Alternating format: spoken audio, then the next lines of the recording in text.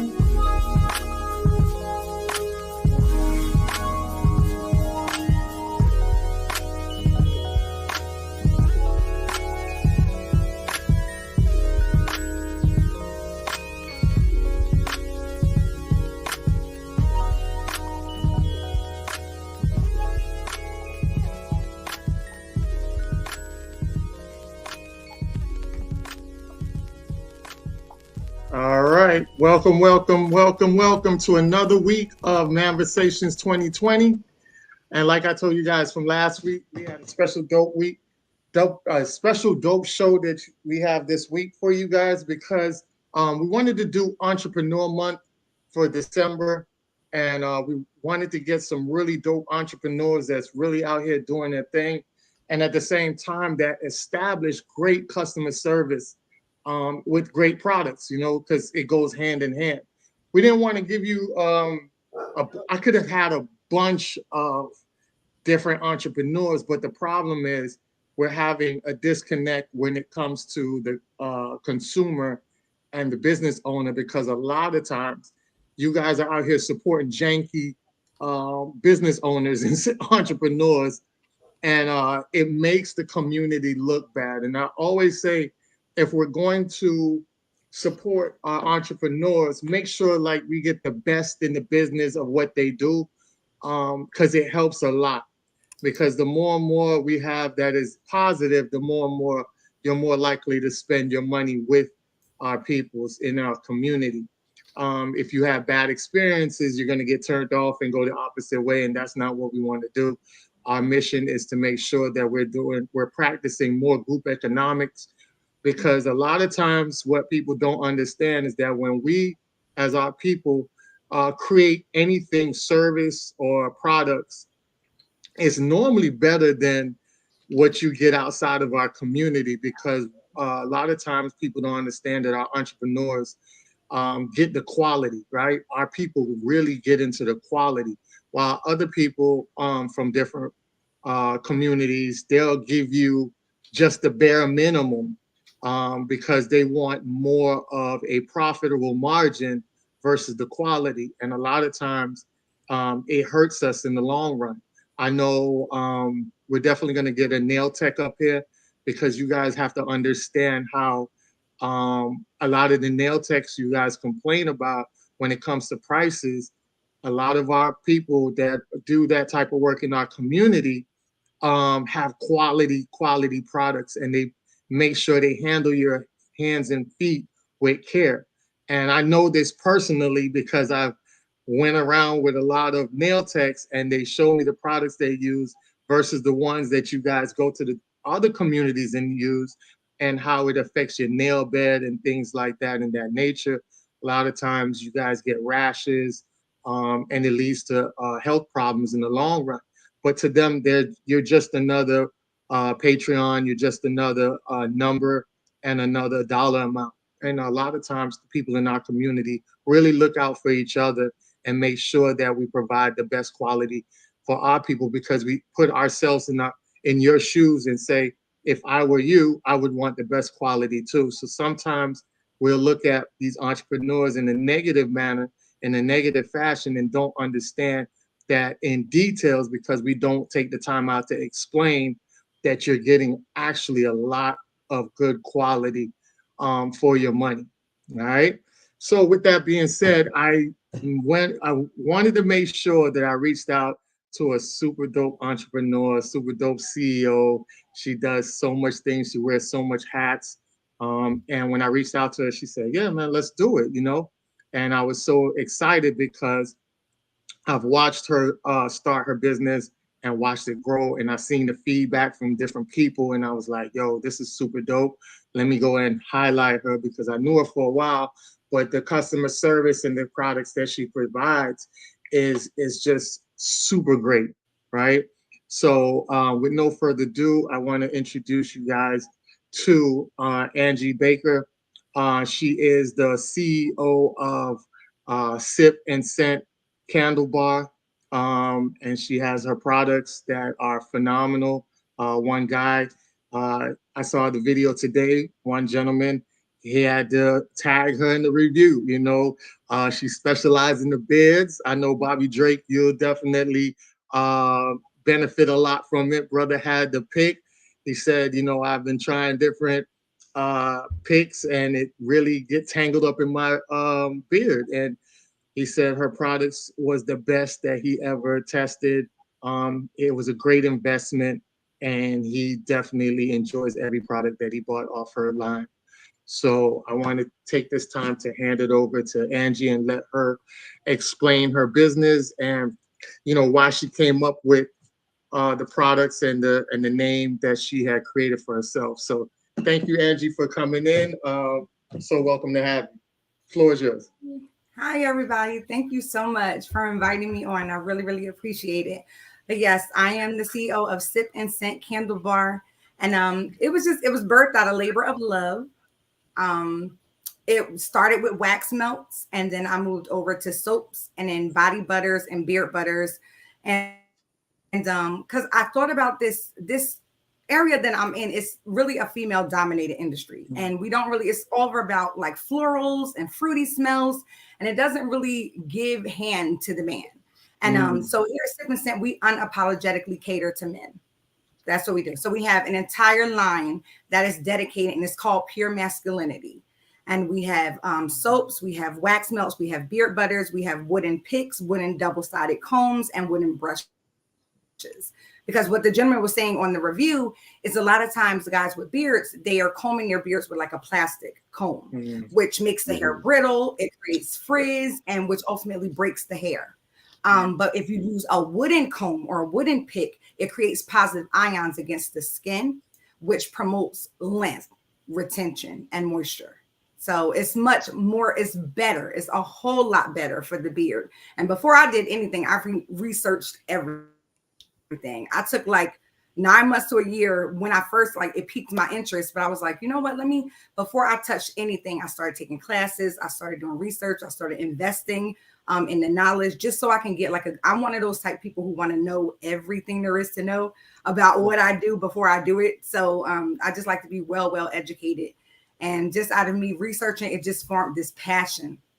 And I decided, like, I don't really see a niche for this. I don't really see this carved out where men are being catered to, especially, like I said, in this industry. So that's where I went. That's the lane I'm in, and I love it here. Dope, so dope.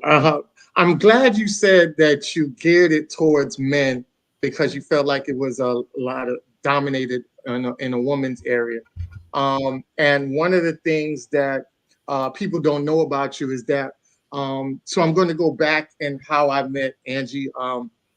We were on a test, I think it was the test mode of Clubhouse, right? It just came out. You only way you could get on Clubhouse, it was at that time, was through invite. I had got a special invite from a friend of mine, and I got on there and, going through the different rooms, and I ended up landing in a room called, what was it? What was it again? So your version was Black men holding Black men accountable. I was over Black women holding Black women accountable. Correct. So I was in Black men holding Black men accountable, and it was super dope room. And shout out to the brother. I can't remember his name off rip because I haven't been on Clubhouse in a while. Top of the line. Top of the line. Yeah, top of the line. All right. Shout out to the brother, top of the line. Super dope brother. When you talk about exude masculinity, leadership, he embodies all of that. And he straightened up a lot of people on that Clubhouse. If you know Clubhouse, you know Clubhouse runs with a lot of beta male and a lot of men that really don't operate in the right mindset or headspace.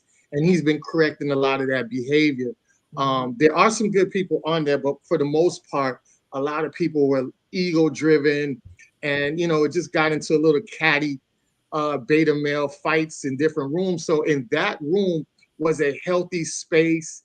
It exuded masculinity and femininity because the women were in there soaking up all the information, embracing the fellas that was on stage, talking about everything. And Top did a real good job of making sure that when people came in with the incorrect narrative, that he was correcting them in a positive way so that they can go out in the world and, function in a great light.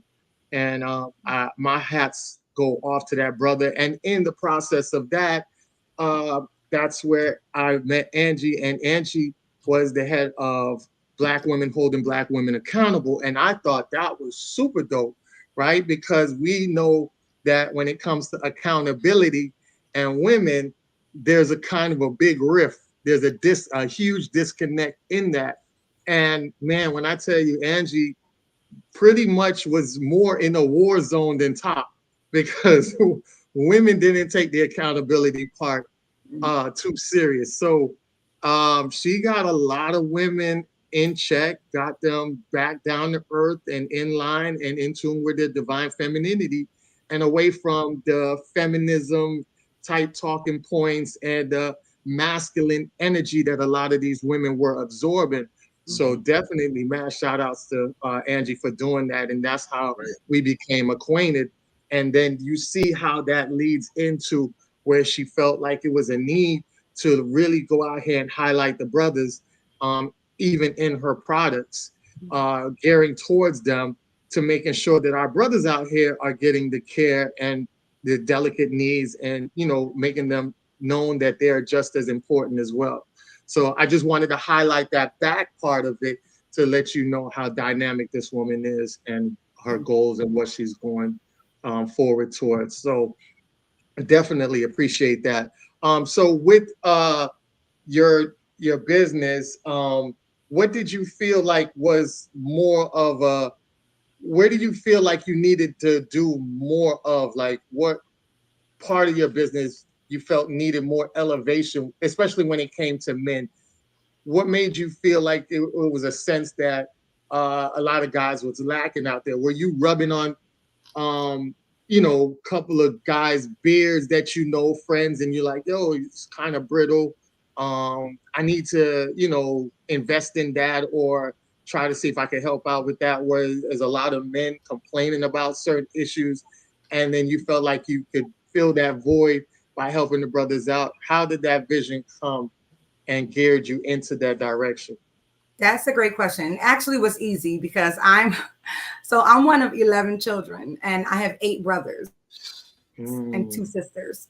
So being that I was raised with all of this testosterone all the time, I'm privy to hearing everything, all of the complaints, all of the praises, all the everything. So a lot of my brothers have full beards, and they couldn't find something. They would say, like, my one brother was saying, like, oh, when I call, he's the one who actually, I have to give him credit for giving me the idea about the wooden picks.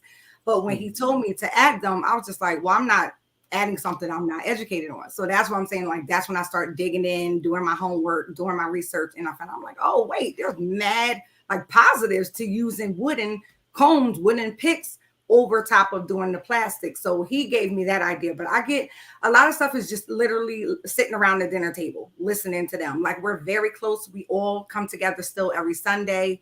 Every Sunday is like Thanksgiving. Like, people will come over and they're like, oh my God, what are y'all celebrating? Sunday. It's Sunday. So, like, just being around them, I get to hear like their gripes about different things. And I do have one brother who's into like soaps and stuff, but he kept saying, like, you know, the closest I can get is like lavender and white sage. Like, you know, it just wasn't a lot for him. So I was like, you know what? Let me that's when I started going into the soaps, the men's soaps. Because like I said, I just started with the wax melts, and then I started going into the soaps, and then I started doing the beard butters, and then so it keeps evolving, I will say. The more I just listen. And now it's great because I get the feedback from actual customers that are not related to me. Like, my brothers aren't easy on me by any stretch of the imagination. So I don't want to make it like, oh, I had to wait until I got a customer to hear the real. No. Yeah. The brothers will really tell me how they feel about what I'm doing. So but it's really good to hear it, the feedback from complete strangers that are like, just came upon my website and they're across the country. And then they'll inbox me, or they'll DM me, or they'll send a picture of before and after of their business. And I'm just like, it makes me so proud, because I'm like, this is not just working for me and my family. It's working for men across, across the nation, and hopefully across the globe one day. So it's just by listening. I think that's the key. Listening and being intentional about hearing what people need, what men need. So I didn't leave my sisters out. I have, my line for women too, but the men is just, it's something that I think it's a niche, just it's not tapped. Yes, correct. I agree totally. Yeah, you wanted to say something? No, I was just agreeing. I mean, I was just listening, but let me just chime in real quick and say, I really appreciate, and maybe this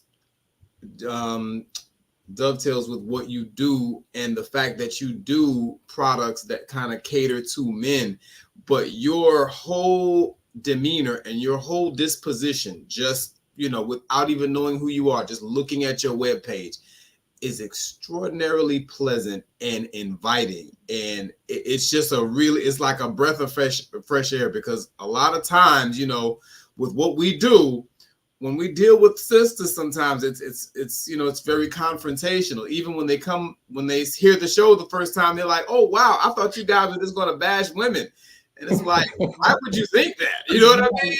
And Really, real talk. It's great to see a sister who, you know, your demeanor is, you know, without even speaking to you, just going over your page, looking at your website, you look like a genuinely pleasant sister who, you know, is clearly inviting of, you know, a male presence in your surroundings. You know what I mean? And you're showing love to the brothers, and we really, really appreciate that. I just wanted to say that. Thank you. I really It's appreciate healthy. it. Thank you. It's very healthy. Natural, and it's healthy, and it's beautiful. Yes. Thank you. Definitely. I wanted to dial down into because I know you said something about listening, which is very rare. You hear a woman say she likes to sit back and listen. I know you're a woman personally who listens to understand versus listen to react, and I know a lot of women out there they would listen to react. So let us know, like, what you had this group, Black women holding Black women accountable. What are some of the things that were very cringing to you and felt like you know, it was just nonsense in some form or fashion that women would gripe about, that you felt like, sis, you're doing a little too much and you're not taking accountability for yourself? Can you name some things that women came to you and was kind of combative with you that you felt like, sis, that's not the direction to go? Okay, so maybe I should ask, how long is this show? How long do we have? Oh my gosh! Like, yo, sir. Hold up now, hold up. Okay. So you feel our pain, basically. Okay. So first of all, I didn't know this was real. Let me take it all the way back. Like you said with Clubhouse, I think I was raised in such a, I don't know, I was under a rock somewhere, because I did not know that the world was full of people who really thought like submission was like a cuss word. Like, I'm like, what? Like, what? Yeah. I don't like to be like confrontational, like you said, right off the gate, to come at, like, always got the armor up, always ready, like guns blazing. I wasn't used to that. I'm not used to that. So it was hard at first, because it was like, what's that, the word, the pick me, what they say? Oh, yes. Yes. Now. So it's just like, okay, but if you call someone who, like, genuinely, first off, I care and I listen, like you said, to understand. So if you're talking to literally, I just want to hear what you're going to say. So, but I'm formulating what I'm going to say while you're still speaking. We're not getting anywhere. You're not, like, where are you going with that conversation? It's just two rams, like button. So I didn't understand. And this whole, like, almost like war with Black men and Black women, I wasn't privy to none of that. I came to Clubhouse like, what is going on? All these bashing rooms. That's why I was like, oh no, I can't. I don't fit into this, and like at all. And I was raised, and just to give you some background, I told you I'm one of 11 children, but like my mother and father was married until the day that, you know, God called my father home, and my mom was a business owner. So she was boss lady at work, but literally when she came home, it was like, how may I serve you? Like, how can I make your day more pleasant? And it wasn't something I looked at her like, oh my gosh, she's so, you know, under my dad's thumb. Like, my dad ruled our home with love, like not with an iron fist. So because I saw them and I saw that genuine partnership, it's just like, that's embedded in my DNA to just be like, we are partners in this thing. We got on the same jersey. We're on the same team. And no matter who I am out there in the world, when I come home, it's how may I serve you? Because I'm serving you, you're serving me. It's a good thing. And that I didn't know that that's so rare. Like, I just didn't know that my testimony was not something that was like widely spread, I guess, or people really knew about. So it just made it seem very odd to me that people are just so combative, like right from the gate. I was not used to that. So Clubhouse was like a whole different world. Like, where do these people live? Like, is this real? Yeah. Wow. Yeah.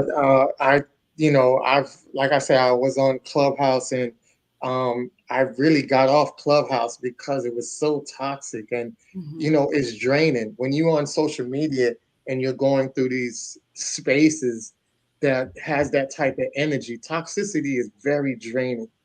And it's like you could just go from room to room and be drained out after like Completely. 3 rooms.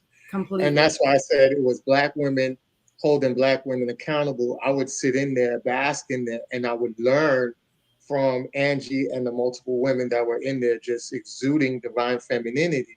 Mm. And just to be in that space alone was just so great, you know, as a man who appreciates women, understanding that we are out here to basically be together and Mhm. not out here as seeing each other as enemies. Because, Right. like I said on this show before, when you're inside the household with your mate, the minute you guys go out that door, that's a war zone. Mhm. So if that's a war zone going out that door, it shouldn't be a war zone coming in it. This should be a safe haven.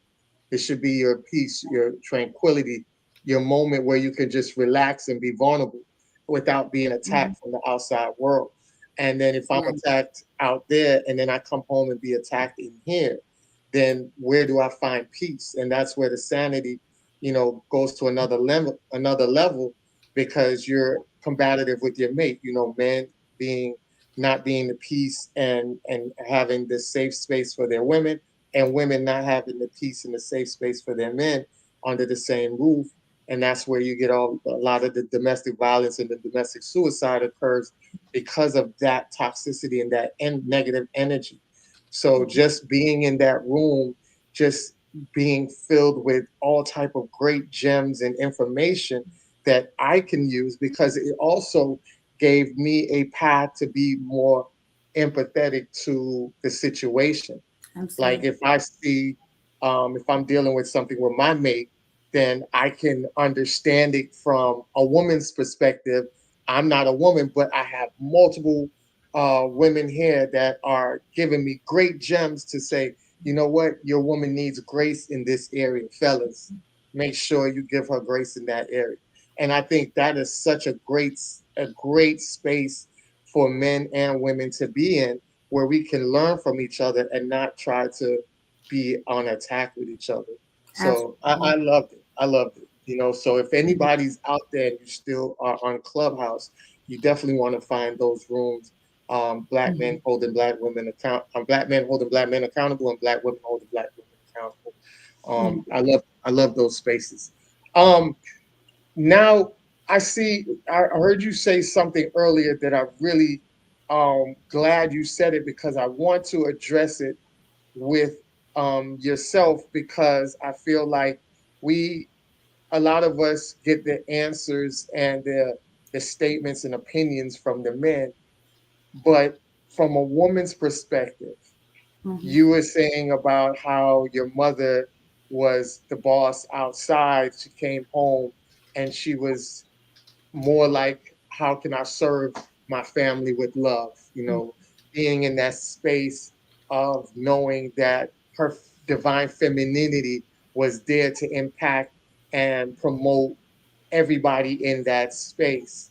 Nowadays, you if you know certain people will look at your mother, especially women, and say, how can you live like a slave to your man, to your family? Because now I hear that domesticated duties from a woman is slave work. Mhm. And now that puts a negative connotation on marriage, because now they feel like marriage is slave work and Mhm. I don't want to be a slave to nobody. And now this creates a rift, because you have women that want men to provide everything, Mhm. but they just don't want to do quote unquote the slave work. Right. So when you have you heard that, and what are your thoughts on that narrative that they're pushing out there? Yeah, absolutely. And I think it all comes down to balance. And balance is not something that is for me, again, I feel like I had the cheat sheet though. I had the cheat code because I grew up in it. And that's literally all I knew. It's all I Yeah. knew. It's all I know, honestly. So to see, I used to say on Clubhouse all the time, and I still say that like I'm a lioness and a lamb resting in the same flesh. And what I mean by that is because when I'm out in the world, I am a lioness. I have to go get it. I have to survive. I have to do anything that, what I need to do. And it's like, if I was that lamb outside of my home, the world would slay me because that's what they do out there. But then when I come home, that energy is not needed. You know, it's not needed. So I'm not married now, but I was married for 11 years. And that's how it was. Even when I went to work, I've always worked. I worked 3 jobs to put myself through college. I've worked to get my own master's. Like I've worked my entire life. And when I was married, my job would say like, Angie, what are you cooking tonight? Because my husband and I had an agreement where I would cook 5 nights a week and then we would eat out on the weekends. And so I would leave work and I would go, you know, to the grocery store, do whatever. And I would make 5 hot meals a week. And they were like, oh, that 20s woman, that here comes that 20s woman. And they didn't understand though, but it was a joy for me to know that my family's eating healthy. My family's eating something that I cooked, that I labored with love. I know what's in it because I made it. Like, and just to see them sitting down at the table, all of us sitting there eating together and them just being healthy, like that to me, that was my greatest joy. To serve my family was my greatest joy. It wasn't something like, oh God, here I gotta go wash this man clothes again. Like that gave me joy that he had fresh, clean clothes. Like I always tell the story about how he was in the store one day and he called me and I was with my girlfriends. And he asked me what was his boxer size.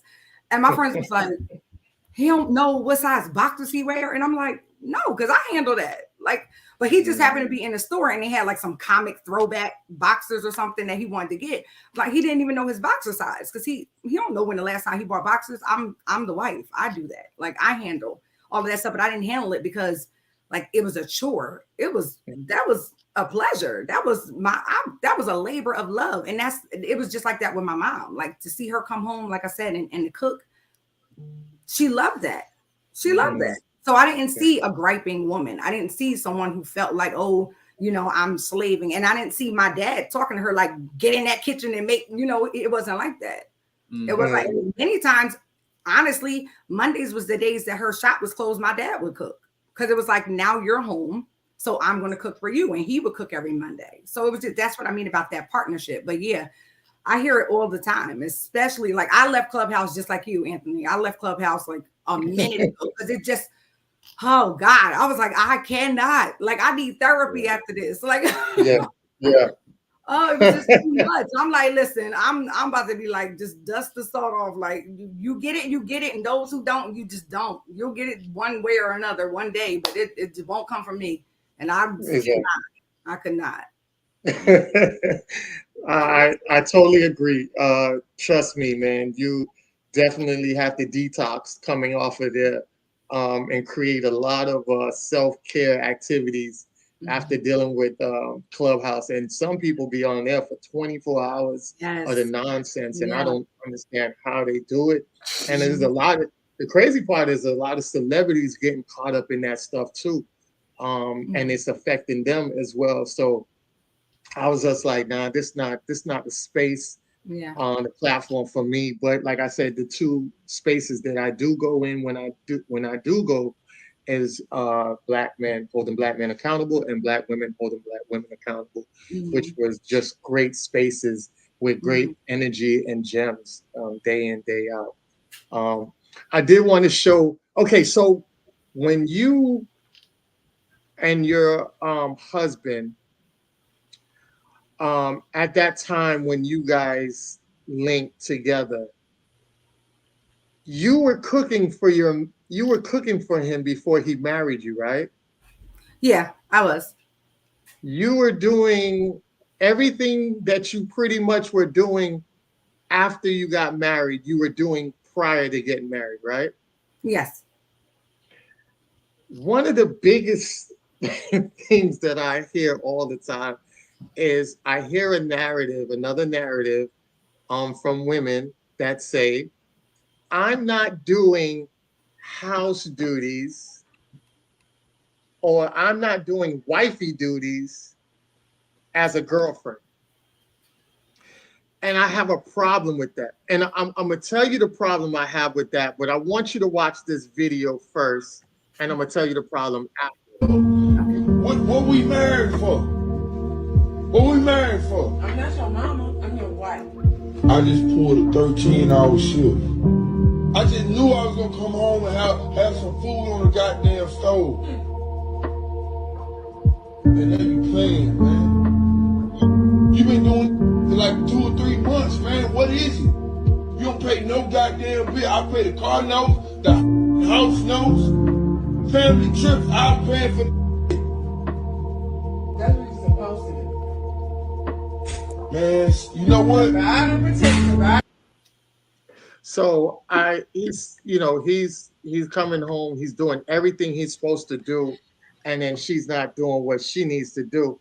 And the reason why I played that is because a lot of women are saying that they don't want to do wifey duties in a girlfriend stage. If you want that, then take me to the wife stage and you'll get everything like that. My problem with that is I don't know what you provide in order for me to know that I want you as a wife, because I know what the assets that you have to provide me as your husband. So I'm sitting back and I'm realizing, like, a lot of people are selling themselves short because they're not showing their potential mate what they bring to the table. And that's why I feel like now it's a statement now. What do you bring to the table? Because before, it wasn't no need to ask that, because you knew everything that man brought to the table and you knew everything that woman brought to the table. And then you picked her or you picked him, and then you moved on to the next phase, which was engagement and then marriage. But now it's like everybody's withdrawn and nobody wants to do what they want to do to show the next person that they have what it takes to get that next level treatment. How do you feel about that? Like, what, when women say that, like, I'm not going to give you wifey treatment as a girlfriend. So to me, it's like it doesn't make sense, because the two can't be separated when it comes to my thought process. Like, it's my femininity. I can't turn it on and off when okay, you're not going to see this side of me. If I'm a nurturer, I'm a nurturer all the time. If I'm a caregiver, I'm a caregiver all the time. If I'm loving and friendly, I'm that way all the time. It's not, okay, I'm going to turn it off until you do this, and then I'll turn it on. It is I am who I am. And I say that even after marriage, when people be like something about wife, I'm like, I'm a wife no matter if I have a husband or not, because that's who I am. It's what I do. When he shows up, and then he's going to get a wife, because he's going to find me and he's going to find a good thing. But so I do understand it in one little aspect. And what I say about that is, like, I did not cohabitate with my ex-husband until we were married. Like, that has always been my thing. That's just my thing. It's because I don't feel like just all of that I don't know. That's just me. So, the whole, I guess it goes back to the why buy the cow if you can get the milk for free. But even beyond that, that's just not my thing. So I can understand it when it comes to that. You won't get that wifely duty until I am your wife. But as far as me cooking, I have to eat anyway, right? I had to eat. He had to eat. So if you're coming over, like, what am I just supposed to cook for myself? Or be like, oh, okay, well, when you're coming over, that's when we're going out. Right. I couldn't. Yeah, it just doesn't even make sense. Like, I'm gonna eat, you gonna eat, we gonna eat. If there's one thing we're gonna do, we gonna eat. So I just that part of it I don't get. If I'm cleanly, I'm gonna clean all the time, whether you're here or not. I'm not gonna clean right before you come over. I'm not, you know what I'm saying? It's just certain things you can't turn on and off. So I don't understand that. I'll show you who I am when you show me what you can provide for me, because that's transaction. Actual relationship, you cross me into something else. Yes, exactly. Another thing that you that I wanted to ask you that kind of relates to that is, I hear this narrative about women, right? And to me, it doesn't make any sense. But like I said, you're here to give us some gems on the thoughts of a woman. But I always hear women say, I will follow you. When you learn how to lead, I will follow you. If you don't know how to lead, I'm not going to follow you. So I'm sitting back and I'm thinking to myself, these are people that say they get into a relationship with somebody and then say, well, if he doesn't lead right, I won't follow him or I won't submit to him. And I thought that was weird because I thought normally you would select somebody with good leadership. I wouldn't think you jump in a relationship and then say, oh, you don't lead good. I never understood that logic. Can you break that down for me? Maybe I'm seeing something different. So I can't break down something that I don't understand either. Not in that way, because that does not make sense to me. If I know what type of man you are before, like first of all, I don't enter relationships lightly at all. So I know exactly what type of person you are well before we get to the relationship conversation. I have this thing where I say I don't break bread with strangers. I've never been out with a stranger in my life. I've never gone out on a date with a stranger in my life, because before we get to that table, people say, well, I might, he might waste money, the whole money conversation with dinner dates and stuff. You're going to know whether you like me well before we meet, because we're having conversations. You're going to know what type of person I am. I'm going to know what type of person you're. Not granted, you don't know that person. I get all of that part. But as far as like having some type of familiarity, we're going to have that before we break bread at all. So as far as a relationship, I know if you're a leader, and if you're not a leader, we're never going to get there. So I can't do that. I don't even understand once you show me that you're a good leader, I'll follow you. Yeah. You won't even be in that space if you're not a certain type of man. That's what I thought. Hold up. Let me get it on this real quick. Yeah, go ahead. This is my territory right here. And this is like my pet peeve, right? So I just want to shout out the sister for calling out a lot of the fraudulent activity we've been seeing out here. Like, real talk, it's like they're almost looking for something to complain about, for something to be unhappy about and have an unpleasant disposition about.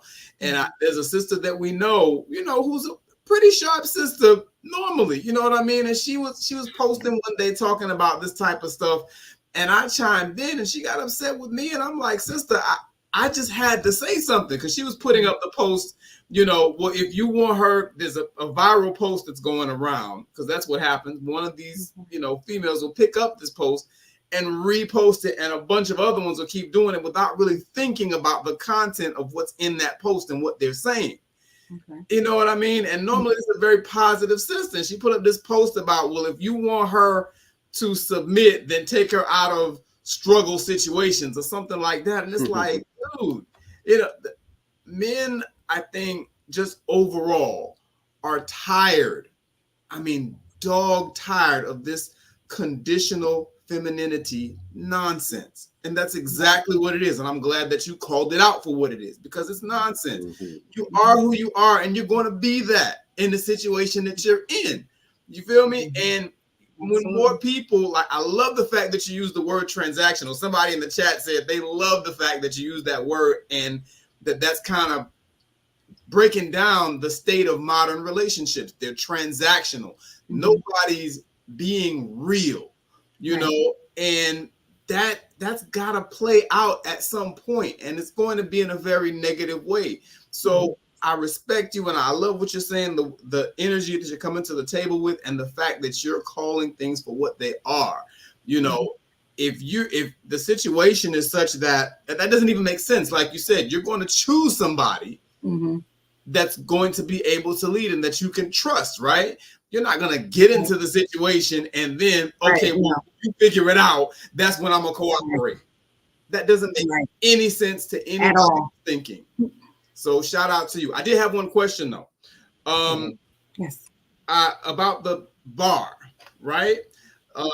It's let me see, what is it exactly called again? Sip and Candle. Sip and Scent. Yeah. Like Sip and Scent. Sip and Scent Candle Bar, right? Can you run me through the regular day-to-day activity in a place like this? Because I don't know much about it. It sounds like a place where you drink wine and you buy candles, or what goes on there exactly? Talk to me. Yes. So my plan had to shift. My business plan had to shift. Originally, it was supposed to be a brick and mortar where exactly that. You will come and, so you've heard of Sip and Paint? Yes. And you've heard of Build-A-Bear. I No. married Build a Bear, where you build the bear. Okay, so that's a place for like kids. They go and they make a bear and they choose like the outfit that the bear puts on. They choose all the accessories and they build this bear. Okay. So If you want, I kind of if you want a kid to love you concept. forever, you get them to build a bear. Yeah. That's lifetime loyalty.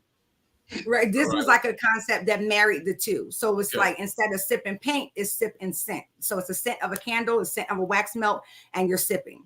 So that was originally what it was supposed to be when it was supposed to be in person. But then with COVID and all this other stuff, I had to like revamp completely. So I got a business consultant and he's like, we have to take it 100% online. So I'm like, that was like a struggle for me, honestly, to put it on. Because I'm like, well, how they sipping and sitting, like it's all about like creating this experience. And I'm like, you took away the experience. It's online. You don't do this. So then I was like, okay, I got to come up with something else. But I was like, I don't want to deviate too much, but I have to revamp. Got to roll with it. So I started creating. That's when I started doing packages. So with each scent package that you choose, it comes with a Scotch cup for the men or a wine glass for the ladies, and you indulge with your sip while you burn your scents at home. Aha. Okay. So it's not a physical bar. It's not a brick and mortar. No. Okay. Not yet. Not yet. Not yet. Now you said at one point it was, but COVID messed that up, or it never was? No, it never manifested into an actual brick and mortar. Okay, so this is online. Okay, guys. 100% online. But I do like it's 100% online, but we do a lot of pop-ups. Like that's where I changed my clothes real quick because I had a show today. I literally do shows on like Friday, Saturday, and Sunday. So I'm like all over the place all the time. Got you. Okay, nice. All right. And at these shows, that people is primarily wine. Wine is what the people are consuming, the wine and buying the scents. Those are the two things. They're buying both.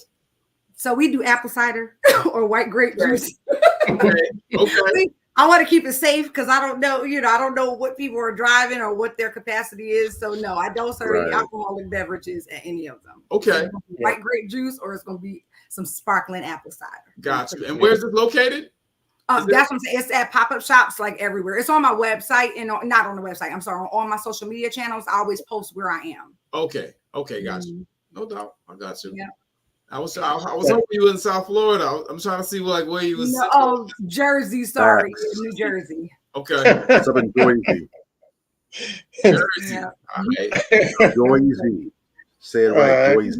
That's what's up. Okay. Yeah. So we go catch up. Yes, definitely. I saw this video and I thought this video was super dope. I wanted to show it to you guys and see, is this a unicorn or does this happen quite frequently? All right. Yeah. What's this for? Money. Why? Just for you. So then what? Whatever you want to do. Feel free. Fly like a bird and spend it. Never. Yes. Why? You said you wanted to go to the mall, so whenever you go, enjoy. For real? Yes. I'm gonna take you on a date. You gonna take me on a date? Yeah. Let's go on a date. Baby, it's for you to spend on you. All right, so I'm gonna spend it on us. All right, cool. Let's go. We're gonna go on a date. Where you wanna go? No, you take me. Where you wanna go? I'll take you where you wanna go. You can have whatever you like. All right. That is just adorable. That's G. Yeah. That's G. I think a lot of people don't understand the reciprocal energy. And there's a lot of guys that are walking away from women because guys want to feel like appreciated as well. And I use that video because it just shows you the level of love that they have for each other. Even when he knows, like, here, I'm just giving you money out of nowhere. Just go do what you want to do. Right. And she's like, for real? She's like, no, come on, we're going to do this together. Like, that's the type of love that I think I wish a lot of people exude like that. Like you were saying about that whole transactional thing, you can really tell in this love connection that it's nothing transactional. I think it's everything is just from the heart. You know, by him giving her money was from his heart. By her receiving it and saying, look, I'm taking us out. We're both going together. That in return came back with love. You know, so I thought it was super dope with that. Could you see yourself in that situation, Angie, or have you been in that situation before? Nobody has ever given me a lot of money before. So, I'm like, what, for real? No, no, I've never been getting a lot of money. So, but no, I think you hit it on the nose when that reciprocity, oh, that's where it's at. Like that's where it's at. I posted a post, I think I want to say like just a few days ago. And I said, dear future husband, if we're going to compete at anything, let's compete at love. Like I want to try to outlove you every day. I'm going to love you more than you love me. And I want you to try to love me more than I love you. Let's do that. Let's compete in that area. And that lane. And I think if people did that more often, oh God, it's reciprocity and appreciation goes a long way. Just telling somebody, I see you, I see your efforts, I see what you're doing, I see you, and I appreciate you, and I love you. Like, I just think it goes a long way. Ultra facts. I think Major has used the term, and I don't know if he's used it in this sense, but it definitely would apply. A race to the bottom, where it seems like it's an Olympic event where people get together. Now, these are people who supposedly love each other, supposedly care about each other, they're interested, they like each other. And yet it's almost as if they're in a foot race with rocket skates on to see who's going to do the least. Yeah. And it's almost like a flex, like, oh, well, you know, he does such and such for me, she does such and such for me. And when you compare the efforts on the other person's part, it's like, now we just idling. You just got the car neutral. Yeah. Meanwhile, the other person just, you know, breaking the speed limit, the odometer's cracked, trying to, you know, show their love and their care and appreciation for it. And like you said, why can't we get to a place where it's about, I'm trying to outdo you in terms of how much I love and care for you, and not for brownie points, not so you can flex and say, okay, I did 12 more things than you did, so that means I'm winning. It's just about, you know, let's just get lost in how much we do for each other because we just want to be that. And I think if we had that spirit in our relationships, I think the overall climate would be a lot different. Yeah. Like night and day. Right. Definitely. Absolutely. I want to show this last video, and then we can go back into talking about the different lines of what you have, and then let everybody know how they can contact you, because I appreciate your time that you gave us tonight. I think it's pretty dope, and I don't want to keep you on here too long because I know you got a lot of things to do.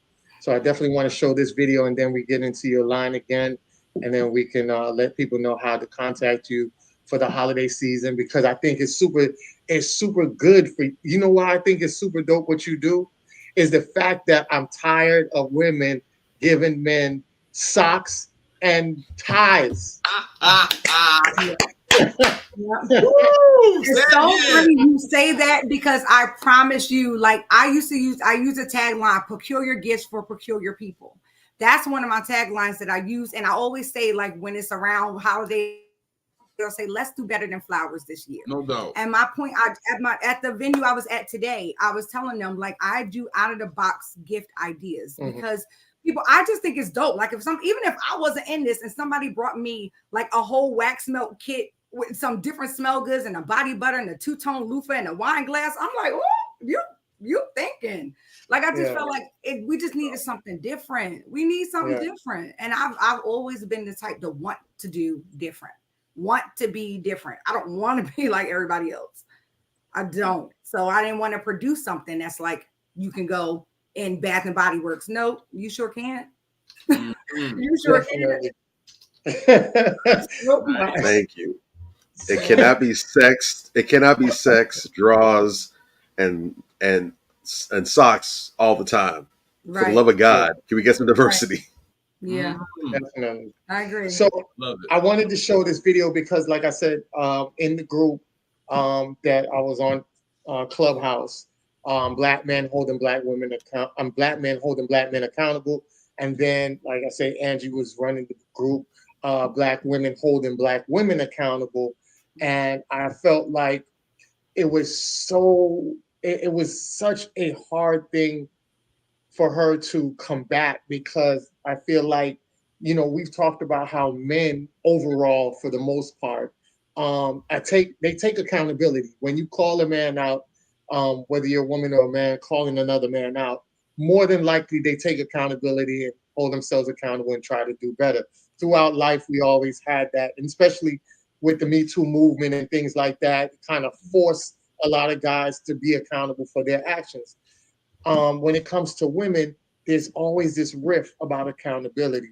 So I found this video and I thought it was very funny, but it was surreal as well. So I just want to play this, and then we can definitely get off into the sip and scent bar. All right.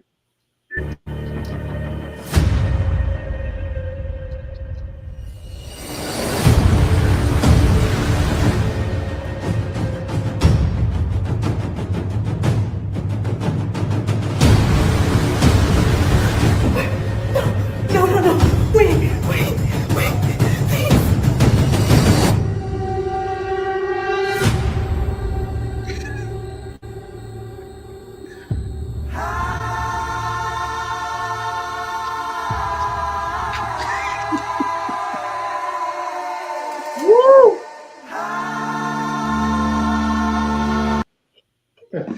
All right, so women facing accountability, and it's hard enough for them apologizing, and just when they get to the point of doing so, they remember, bring up some old stuff, and I get up out of there to avoid accountability. I thought that was a very unique or very powerful video, very funny and entertaining as well. But I do appreciate the work that you put behind to hold other women accountable, because a lot of times when men try to hold women accountable, they look at it as you trying to be a dictator over a woman, or you trying to, tell a woman what to do. But Right. when you hear it from one of your sisters, it's kind of like a big sister or an elder or your auntie or mother. You take in the information a little bit more. You're more receptive to it. So I've seen you change a lot of women over the course of being on Clubhouse, and I know that's your persona. So I know off social media, you're doing the same thing as well. And as a group of us on Manversations, we appreciate that, because you make our work so much less that we have to do, because of people like yourself that's out there doing the work with us to eventually have the goal of Black men and Black women living in peaceful and harmony and being congruent with each other and more receptive to each other and loving each other. Because moving on in the future, we need that in order to survive, especially what the direction this world is going to. So we need to rely on each other. And I think the type of conversations and the gems that are being dropped, especially from you and us, collectively, we get more of that, then we'll start to see the change that we really want to see. So I appreciate that in that form and fashion. And thank you so much on that part. I appreciate it. And if I can just say, I Yes. put up a meme again, like a few weeks ago, but I talked about the accountability part, even though I don't do it on Clubhouse anymore. But I said accountability always feels like an attack when the person is not ready to face the situation and change their mind. And that's what it is. Like whether it's coming from a man or a woman, like if I'm not ready, you're attacking me. I'm in attack mode. And then once I get in attack mode, it's hard for me to hear anything you're saying because I'm defensive. And when someone's defensive, it's like a wall you're trying to penetrate. Because even when you were saying about, the things that I would be confronted with trying to talk to the women, I know some of them knew my story. When I came to Clubhouse, I was fresh out of my divorce, like fresh out. But my ex-husband was only my second boyfriend ever. Like my first boyfriend ever in life was 10 years. And then I was single for like 2 years. And then I met and married my ex-husband. I was there for 13 years. So they would come back with me like, well, you don't have enough experience. You don't know because da da da da da. And I'm like, yes, I did. My heart been broke just like y'all, but it just came from the same two knuckleheads. It just, I wasn't pessimistic. I hadn't gotten beat down, and I'm still not.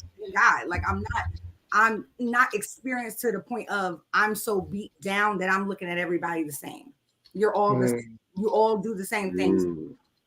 Mm. No, you don't. And I don't feel that way. And so I bless God that I've been shielded in a way, because I don't feel that way genuinely. Yeah. I'm appreciative of it. But I get those comments from the women that's why they can't take accountability, because not from me, because you don't know, sis, you ain't been out here, like, you don't It's just it feels like an attack. Yeah, exactly. Ready. Exactly. I did want to definitely let the people know, that your purpose is really felt here, because I don't think a lot of people know your near-death experience, and that kind of brought a bigger picture to your life and what you have done, and even to your family. And just so glad that you're here, and it wasn't the opposite that happened, that occurred. So I know your purpose here is big, basing off of surviving what you went through. And just to see you be so vibrant and still hold it together and out here preaching and trying to help other people, it says a lot about your character and who you are as a person. So I definitely wanted to highlight the people on that, that you went through that and still were able to create something so great, a business on top of you working outside of your field, just so that you can help your peoples and the community so much. So thank you for that as well. I appreciate it. Thank you. And with that being said, you can definitely let us know more about your product line, like what is all that you have, the sense or whatever that is, or do we just look online and you have it there? Do you have any products near you right now that you can show, or anything like that? I know. I was like, let me just grab a few things, but I do want to just go back to one thing you said about the near death experience. But that's probably why I don't value a lot of things that people put a lot of stock in. I'll say that. So people talk about, as far as like superficial stuff is beyond me, because I know how fast and how quickly life can change. And I know how, I talk about pretty privilege and this and that. And I'm like, but you can look in the mirror and I didn't recognize myself. And just, I'm not going to go into it all, but when I was married and I delivered my daughter, I had what they call an amniotic embolism on the table. So I delivered her and then I slipped into a coma. Wow. And I woke up 3 days later. And I had lost 83% of the blood in my body. I had 5 blood transfusions. Wow. So, and during that time that I was in a coma, they called my family in to say their goodbyes, because I wasn't supposed to make it through the night. And I could hear them speaking to me. And I kept thinking, like, why are they crying? Like, what is wrong with y'all? But I didn't understand what was happening. So I could hear them, but I couldn't respond. And so when I woke up, I like scared the bejesus out of the nurse in the room. She like literally turned around and screamed because she couldn't believe that I woke up. And that was like the beginning of whatever, because I'm the first survivor in my delivering hospital. They've never had a survivor before me and never had one since. And only 20% of women globally survive. So they still don't know why it happens or what to do once it happens, because they don't have enough survivors to test and to know. So I don't take life lightly at all. People are like, you're so zealous. I'm like, well, no, I've always been this way. I'm always like my brothers will call me 6 o'clock in the morning. I'm like, good morning. And they're like, why are you so awake at 6 o'clock in the morning? And I'm just like, it's always been my character, my person. But that's why when a lot of people are like stuck on certain things, it matters none. Because I looked in the mirror 3 weeks after that and couldn't identify my own self. I lost 57 pounds in a month. So, it's just, it's amazing, but I'm here for a purpose. And I hope that I fulfill everything I'm here for. And I just want to thank you guys too, because you're gems. You're out here doing the work every day. Every day you're pounding the pavement. So we appreciate you as a sister. I'm telling you, us sisters, we appreciate you. We appreciate your work. We appreciate everything that you're doing for us. And we do want to listen, even our ones that, might seem a little hard-headed. You can penetrate us after a while. They just need to sit under and listen to the tutelage and get it. But it might take, some a little bit longer than others, but we're going to get it. We're going to get it, and we're going to get it together. Respect. Definitely. So a lot of the women out there, I tell, and pretty much almost every episode, these fellas could tell you, this is a very powerful book. I always said this book should be like next to your Bible. This is medical apartheid. It really discussed like documented. I'm talking about centuries of documentation of what Black people go through, especially Black women in the medical field. And you heard her story, and there's so many other stories like that. Get this book, top 3 book of all time for me. You can get the book and rate it yourself, but it's a must. It's a must to get this, definitely. So, with that being said, the product line. Do you have anything that you want to show us before you get out of here, or? Just well, because a lot of people are like, well, what is a wax melt? And I call wax melts like the sexy candle. I was going to ask you that. Yeah, it's a wickless candle. So what you do is it comes in like a bar like this. I don't know if you can see it. It's 6 sections. Okay. You can see it. And it snaps apart. It literally snaps apart like a candy bar. And then you just drop it in like one. Now you got to forgive mine because it goes through.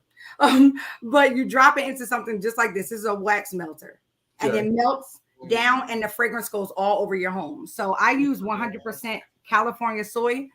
So it's no man-made paraffin in it at all. So the other ones that are like, I won't name them, but they use paraffin, which is a man-made material. So when you're heating it up, you are literally heating up chemicals in your air and you're breathing in toxins day after day, breathing these candles. As opposed to something that's like that, that's 100% natural. Nice. So my entire line is organic and it's vegan, except I have one soap that I do infuse with goat milk because it's extremely moisturizing for skin. Like my daughter, when she was born, she had really, really severe eczema. Eczema was terrible. So bad at 2 years old, the doctors wanted to put her on steroids because it was so bad. And that's when Mama Bear was like, I got to figure this thing out. I have to figure this out. And I did. I came up with a balm. I started studying, and then I found like different seeds and how to extract oils from seeds. And I did all of that, and that's how I came up with a balm for her body. So I came up with a body butter, and she has not had a breakout in 3 years. Wow. The same thing happened with her chemist too.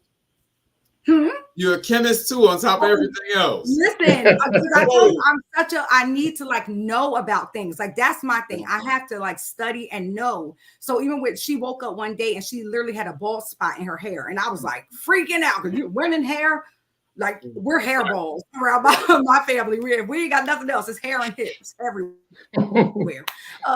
So with her, like I was like, oh my gosh, she has a bald spot. So I'm like immediately running her to dermatologists up in New York. I'm going everywhere.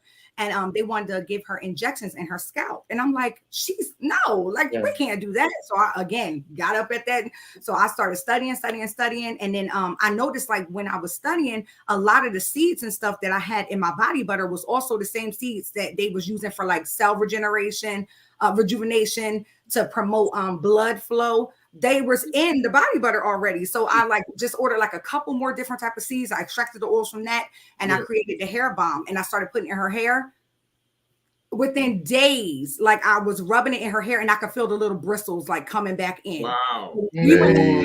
6 weeks later, my baby had a whole afro patch in that bald spot. Wow. And it has never come back since. Let's go. So that's why I turned that into the beard butter. It's just like it's stuff comes from necessity. Skill. And then I research it and I started doing it. And I like I said, I only did it for like my family for a few years. And then my cousins were like, why don't you like, let me try it? Because one of my cousins has psoriasis really bad on her legs. Again, she used the body butter, has not had anything, has not had nothing at all. So she was like, I think you need to add this to your line. Like turn this into something. And I'm like, I do candles and wax melts. It ain't got nothing to do with body butter. And I was like, wait a minute. I can do like a whole self-care line. I can. So that's kind of what I started doing. Impressive. So it is everything on my website. It is Sip and Scent Candle Bar on all social media handles. Sip and Scent Candle Bar. Website is the same thing. sipandscentcandlebar.com. I'm there. I'm always at pop-ups. I am here in Jersey, but hey, y'all have a big old show wherever y'all at. Invite me. A sister travels. I like planes and stuff. It is. Yeah, but right now I am 100% online versus and my pop-up shows that I do post on my social media where I am. Yes. Okay. So for you, everybody that is watching, This is her logo, Sip and Scent Candle Bar. Also wanted to highlight the other pictures as well. When you buy from a small business, you are not helping a CEO buy a third vacation home. You are helping a little girl get dance lessons, a little boy get his team jersey, a mom put food on her table, a dad pay mortgage or a student pay for college. Small business moms Yes. definitely matters, right? Yes. Also, Hmm. wanted to highlight the other picture, which was, all natural, handmade wax melts, beard and body butter, soaps, the ultimate virtual wax melt making experience. We invite you to sip and relax and customize the best smell candle product you ever created. www.sipandscentcandlebar.com at sipandscentcandlebar.com. So I wanted you guys to see the visual because I know a lot of people you hear the words sip, but the way you might write it might be different. And I didn't want you guys to write what you felt was the correct way or spelling in your head. I wanted to give you guys the correct spelling. So you guys see it right there. So you guys could go straight to the website and order. And like I say, you guys have brothers, you have fathers, you have cousins, you have uncles, everybody that you have friends that's out there, or even a love interest, hey, you can buy something and leave it at the desk of a guy that you're interested at work. Who knows, But there's something on the site for everybody. She also has, she said that she has things for women as well. So it's not just geared to men, but it's just that we're highlighting the men part because a lot of times women like to buy us socks and ties. I have a bunch of ties and I have a bunch of socks. So, saying, this is definitely something different for a lot of men, and they would enjoy it, especially guys out there with beards. I don't have a beard. Bobby Drake can speak on that part because he has a beard. So the upkeep on that, Bobby, you want to tell people about that? The upkeep on the beard. No, How do you lather it? Do you absolutely. lather it? When you wrestling in the UFC, do they smell your beard and be like, yo, this man smells pretty good? Let us know more about that. No, absolutely. A lot of guys have taken for granted, and that's kind of changed over the years because there has been a beard renaissance of sorts. I'm glad that Andrew was able to tap into that and get her feet into that. But even still, there's a lot of fellas who really are ignorant about proper caring for your beard. Um, for a lot of guys, typically, especially if you don't have long hair, if you have just short hair, we tend to be low maintenance, right? You just hop in the shower, toss your little shampoo, whatever your smell good shampoo is in, maybe conditioner once or twice every now and then, and you just get up and go. But there really is a whole science to caring for your hair follicles. Yeah. And one thing that I'll have to say is because all this that I have now, this is relatively new. All this is as a result of the pandemic. I just uh, couldn't get chopped, couldn't go to the shop, so the hair just kept on growing. And real quick, once it got to a certain point, I was surprised because when I was younger, I remember in middle school, back when it was the trend, I didn't want to get my hair braided because everybody had their hair braided. You had everyone out there with the cornrows and all the music videos and everything. I wanted to hop on the bandwagon, damn it. I'm not above that. But problem is, for whatever reason, I was letting my hair grow, and I had this nice little baby afro that would pop up right here. And we got no further. This was the penthouse suite. We were getting no more elevation, no air rights whatsoever. And so for the longest time, I just cut the hair short, didn't think of it. I just figured this was the max that I could do. And so when the pandemic came, that was the first time since grade school that my hair had ever gotten that long. And I realized it's just growing and damn it, it will not stop. So I'm like, wait a second, something's changed. Let's see how far this can go. So I just kept letting it grow. I just started twisting everything, just getting little curls. And like, you know what? I might be able to pull locks off of this. And so I just went through the process. So all this is brand new for me. Having hair on my head that was longer than the hair on my face, whole new ball game. So naturally, if I'm doing this, I want to do it right. I'm not a kid like I was back then. I'm an adult. So adults do adult things. And I did not see a whole ton of resources for men in terms of how to care for the hair. But I know y'all ladies always come super thorough with it. So I really relied on a lot of you guys for a lot of hair advice on how to take care of hair and everything. And it's allowed me to have very healthy hair. The lock lady that I go to, shout out Marie. Appreciate Ann for putting me on her. Every time I come and she's always amazed the quality of my hair. Like, oh, it's getting so long. It's doing really well. And I'm just going based off the information I'm getting from you guys. So to properly take care of your hair, your scalp calls for intentionality, but the hair on your face is no different. Right. And, you know, we might not recognize it as much, but fellas, if you have a significant other, a lady in your life, a fella in your life, if that's what it is for you, we may not recognize the quality of our hair, but they do. And I've heard a lot of women, in some cases, not a lot, but I've heard some women say that they don't like men with beards. And a lot of the reason for that is because they've had experiences when they kiss their significant other, they got this friggin' steel wool Brillo pad scraping their face raw. And you're supposed to love kissing and hugging on their man. They don't want to walk away needing to go ahead and put some lotion on their face or Wealth up face. Neosporin because they got all these battle scars. They don't want to have to hurt themselves to love on you.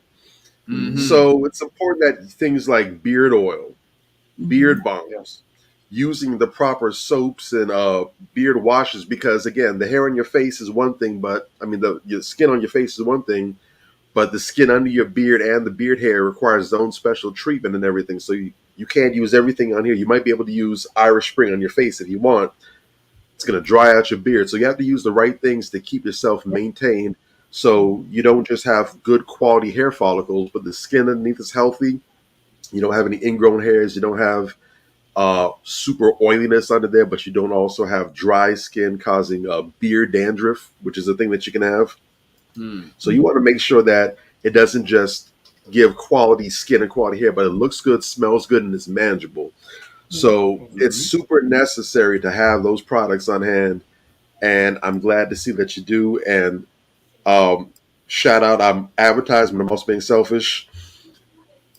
If you go to the site and you see this here package, the All the Smoke package, y'all don't touch that.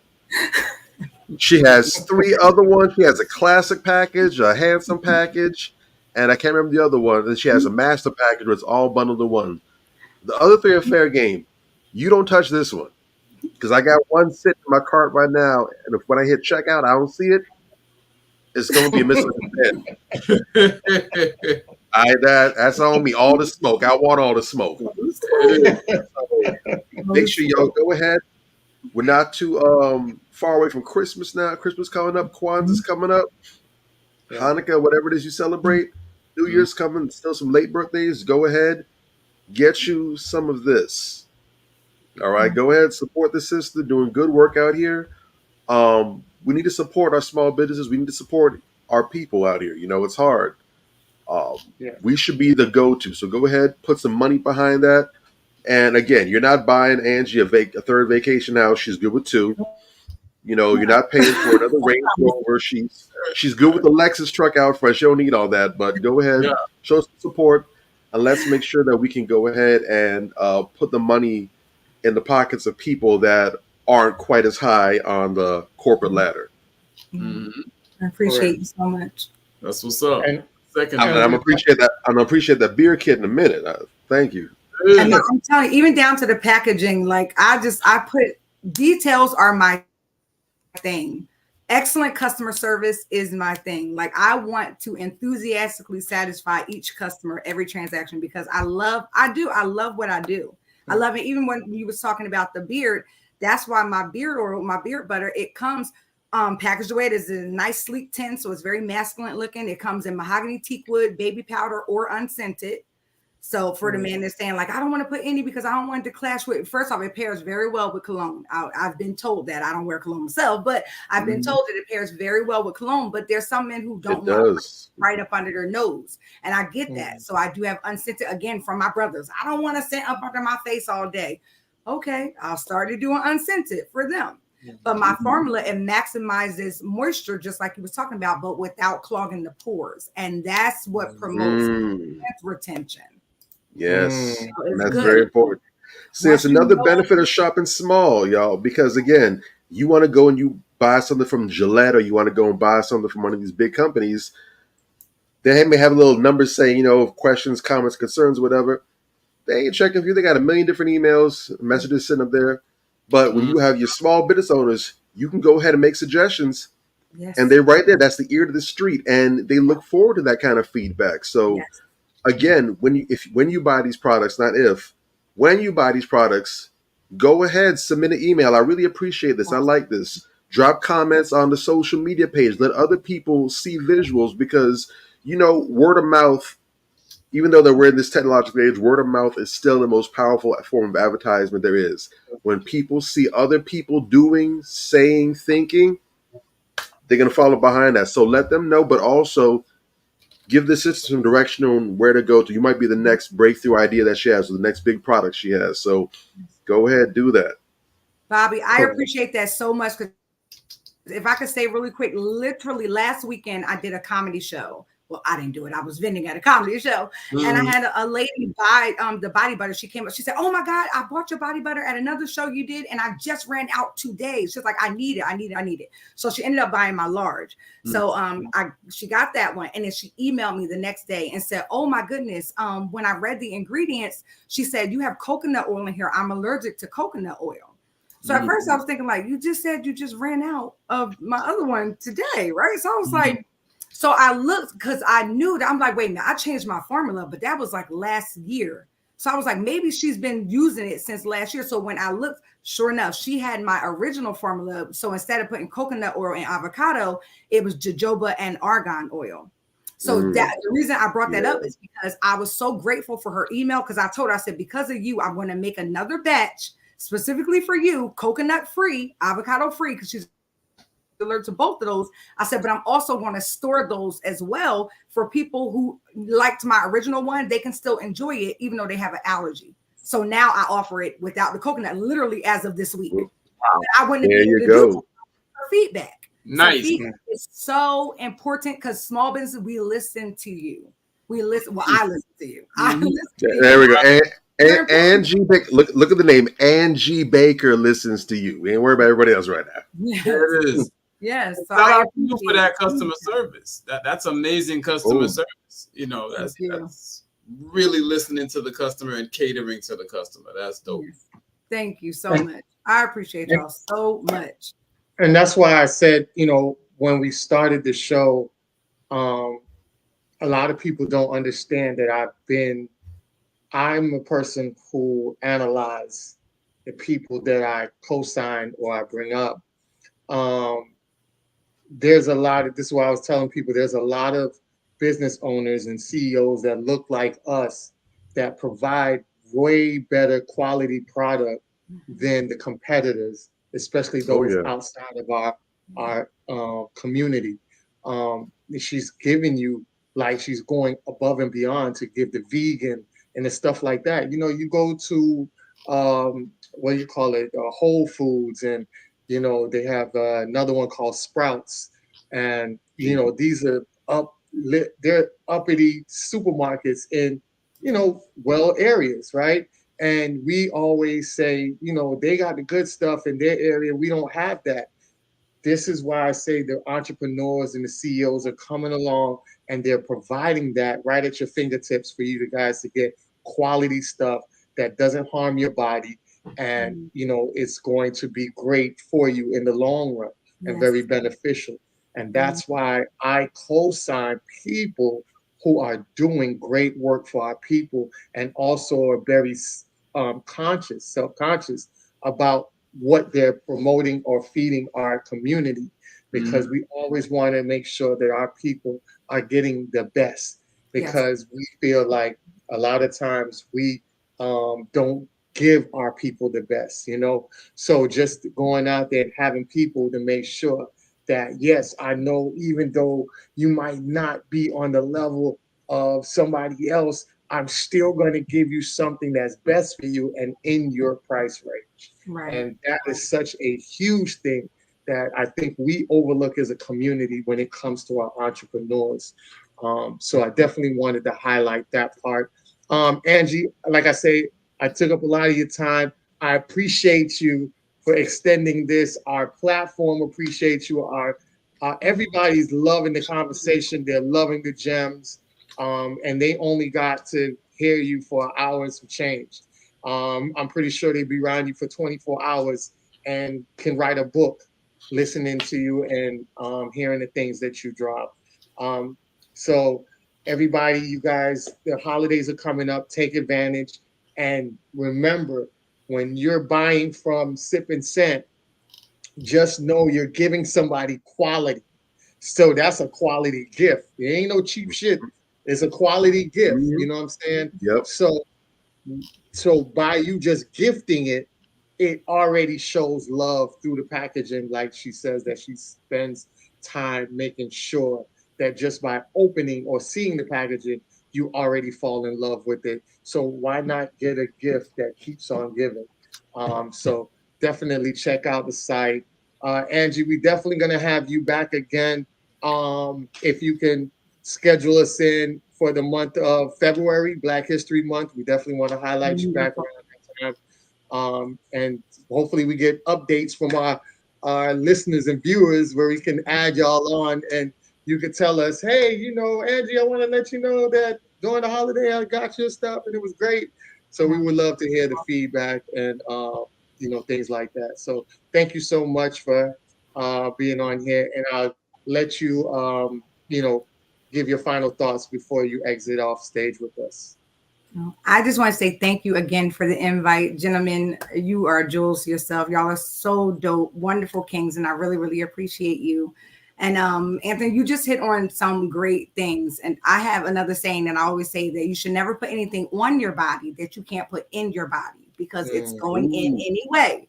So that's why I use the best that I possibly can. And I even, like I said, I have a business consultant and he's always fussing with me about pricing and this and that. And you need to, all this stuff. And I told him, I said, but the crazy thing is when I envisioned doing this, I literally had that single mom in my vision that like doesn't have too much, you know, but she has a nice, neat home. And her thing is she wants to keep her home nice and neat. She wants her kids to smell good. She wants her home to smell good. And she wants to be able to afford it. And I'm like, that's who I have in mind when I'm creating my products. I want it to be the best. I put the absolute best I possibly can, but I try to make it so it's affordable for people. I don't want us to have to go out here and get another job just to have your home smelling good. You know, so I just, that's my vision, to help out our people, to keep it as low as I possibly can, but to give us the best quality that I possibly can. And my heart is in it. With each package, I write a hand note, a handwritten note. Wow. Yes. I love enthusiastically satisfying customers.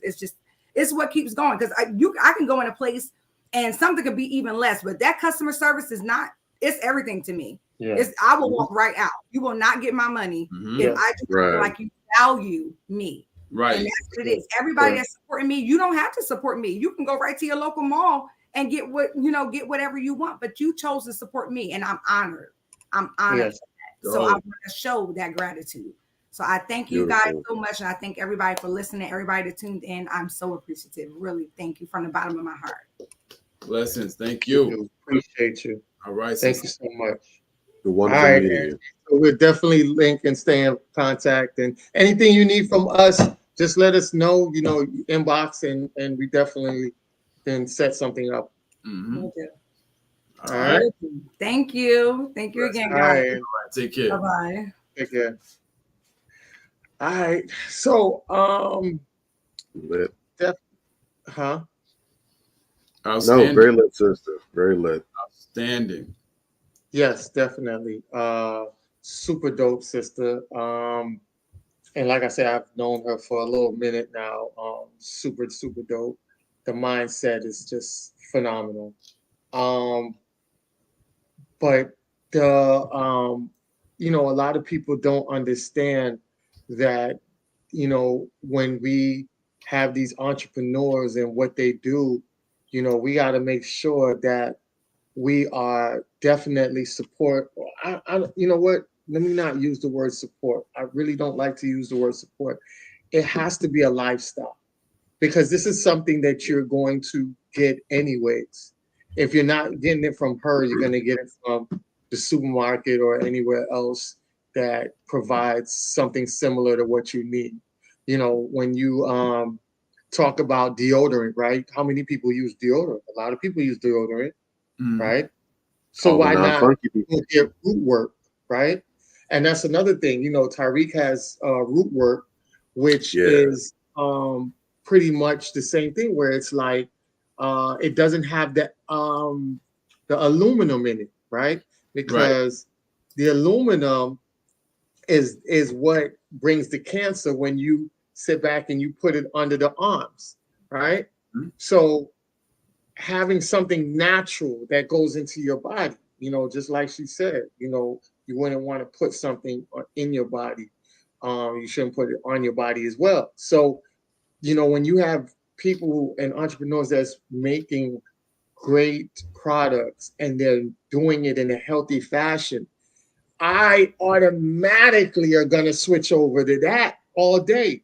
My toothpaste, I think Tom Tom's of have, Maine.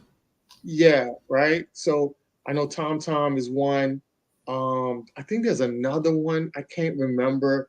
And then I went to the Muslim store where I got my Muslim attire, and they have toothpaste that don't carry the fluoride and stuff like that. But it's not like it's everywhere that provides that. You go to the supermarket and all over it's the majority of them is fluoride, right?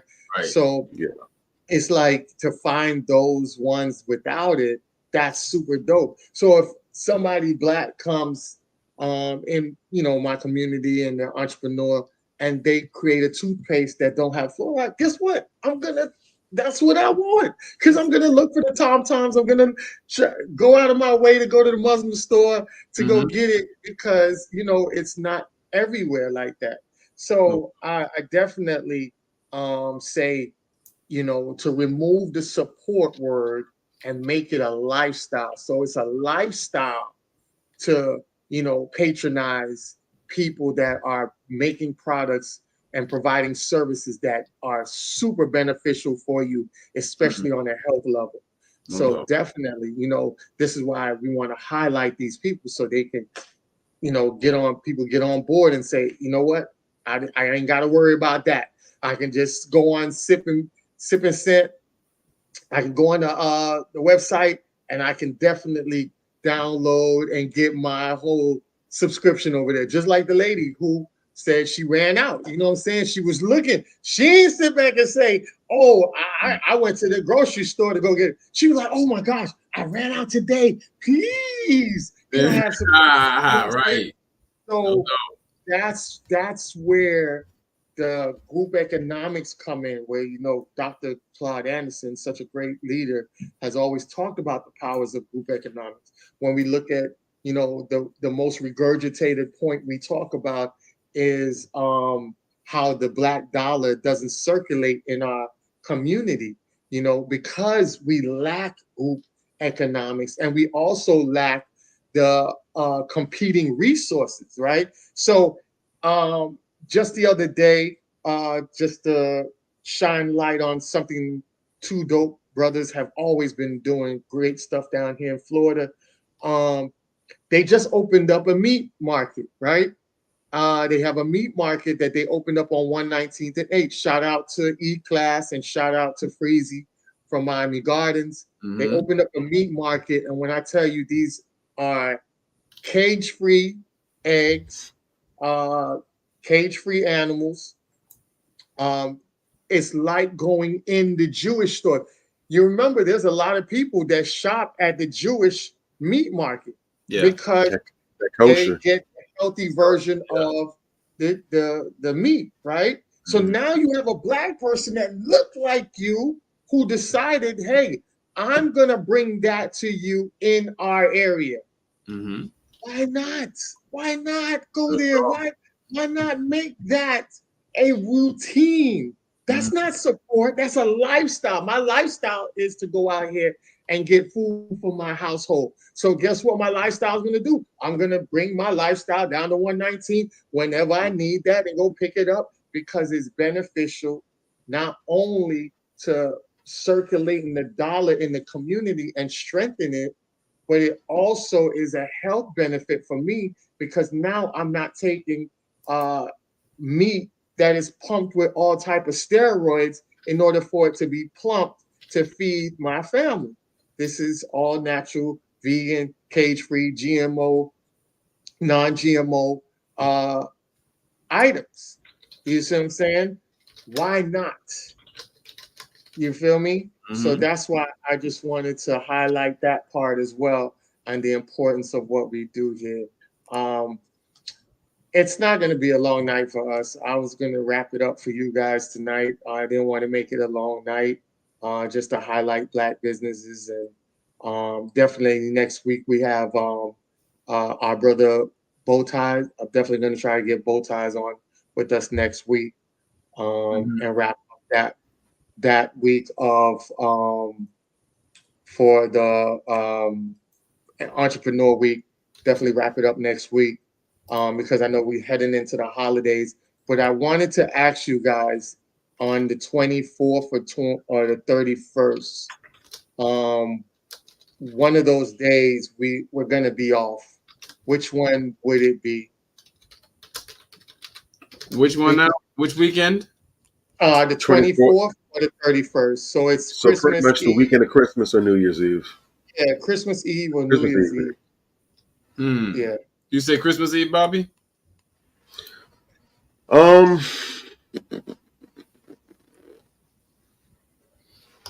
if we're taking one off, I'd vote for New Year's Eve.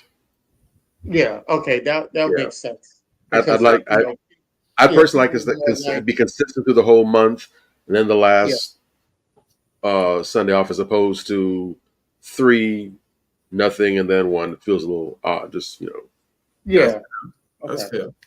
yeah. What we call, So what we could- what- Go the ahead. reason why I asked that is because on the 24th, Hmm. I think we can do something dope, which is I wanted to do a show of vision board. You think we could do a vision board show on the 24th leading into the New Year's of what people need to align themselves up and prepare themselves going into the New Year's with a set of goals? You think that would be a dope show for us oh to hell do? yeah, And Sure. absolutely, okay, so we'll absolutely. definitely do a vision board show on the 24th. So everybody out there, we're doing a vision board show on the 24th. So bring your boards. Go out there. You have now till the 24th to go Mhm. out to Walmart. And Walmart, you can go to Walmart, Walgreens. They have little boards that you guys could do. Get the cutouts. And if you want, what we can do is we can add you on here and you can show your board and explain to us your board. So we'll definitely I love dig that that. participation if you guys are willing to do it. And if you guys have teenage children, do vision boards with your children. Do them with your mates, do them with your children, do them with your family, and set up something that you're putting yourselves to a goal. We want to try to make more structure. We want you guys to aim for your and hit your goals, whether you have a 1 year or a 3 to 5 year plan. It doesn't matter, but we want you guys to have a vision board so that way you can knock off your goals. That's how I was able to come up with my radio station. That's how I was able to come up with my clothing, the designs and the ideas of my clothing line that I've been selling for the last 3 years. I'm about to start that back up again, revamped it with some new line coming. Um, that's how I was able to do a lot of things. I was able to fix my credit through a vision board. A lot of things I was able to achieve through vision board. It really helped me a lot, and I think it would help a lot of people in the long run. All right. So with that being said, I'll let you guys wrap up tonight's show. Give the people some feedback, some gems that they can take with them, and we can definitely chop it up and talk about next week. We can definitely look forward to that. So just give everybody your final thoughts on tonight's show. Sure. You go ahead, Bobby. You go. All right. So really quick, just to touch on a couple things, just to hit and run. Shout out to Angie. She says, I do vision boards as well at the close of the year for the next year. Love that. Hashtag write the vision. So that means you're going to be live with us again when we do the vision boards, Angie. You want to see that even if it's for 5 seconds. Definitely bring that through. But yeah, I want to touch on a couple things really quick. The first point I want to touch on is I liked very much one of the memes that Angie put together when she mentioned when you buy from a small business owner or an entrepreneur, you're not buying them a vacation house or a car, what have you. A lot of the times, and I'm not going to necessarily say it's from a spirit of hating and pocket watching, but I think it's simply because there's just fewer degrees of separation between the consumer and the small business owner as opposed to the CEO. Many times I hear people make reference to the fact that when you're buying these products, especially when they see the prices and everything, they're thinking that, well, these entrepreneurs are just upcharging. They just want to make money. That's all. It doesn't have to cost that much.